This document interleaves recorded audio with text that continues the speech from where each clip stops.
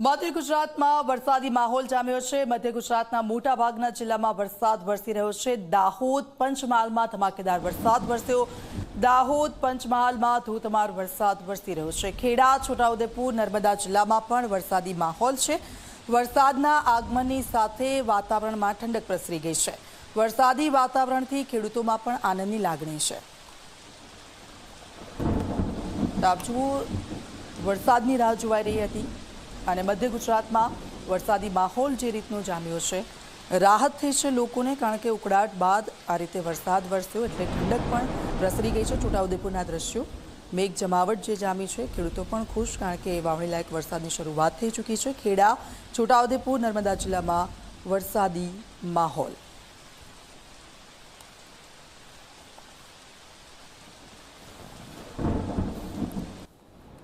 તો ક્યાં ક્યાં વરસાદ વરસ્યો?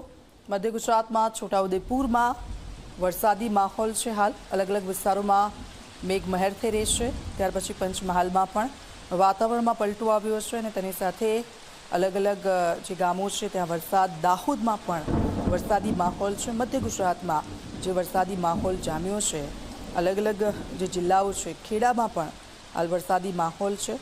એક ઠંડક થઈ ગઈ છે વરસાદ બાદ। વડોદરામાં પણ વરસાદ છે છૂટો છવાયો।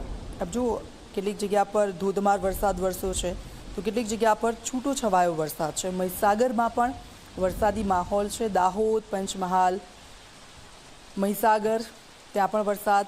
દક્ષિણ ગુજરાત તરફ આવીએ તો નર્મદા જિલ્લામાં પણ હાલ મેઘમહેર જામી છે, વરસાદ વરસી રહ્યો છે। ત્યાર પછી ભાવનગરમાં પણ વરસાદી માહોલ છે।